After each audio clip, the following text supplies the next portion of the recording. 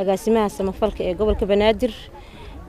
dhammaan maamulka degmada Kaxda taliyaha ciidanka booliiska degmada Kaxda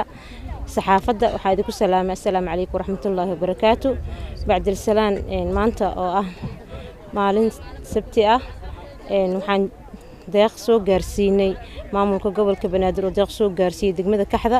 qoysas ka kooban 120 qoys oo degmada Kaxda ku dhibaateysnaa deeqdaas oo ka kooban 2 joodari 2 sali 10 kiilo bariis ah 10 kiilo bur ah 10 kiilo sokor ah caag 3 oo saliid ah maacuun iyo jikada ku karsan lahaayeen maamulka gobolka Banaadir har iyo habeen wuxuu u taagan yahay dadka dhibaateysan ee barakacayaasha ku nool caasimadda inuu horumar gaarsiiyo inuu wax u qabto maahan tantii ugu horeysay ayaan dhaweyd waxaan soo gaarsiinay degmada Kaxda 250 bac ah oo roobka loogu harsado iyo degmada Garas Baaley sidoo kale iyadana 250 aan soo gaarsiinay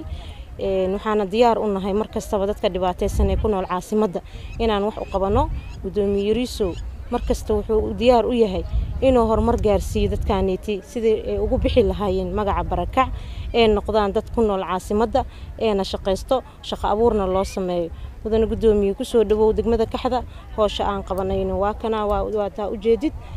adaana madax ka ah adaana nagu dhiirigeliyay waxaana kugu mahad celinaynaa dhammaan hadaan nahay maamulka gobolka Banaadir adigana hogaaminaysid sidaad ugu taagantaa har iyo haween sida dadkan wax loogu qaban lahaa mudana gudoomiye haddana ku soo dhawow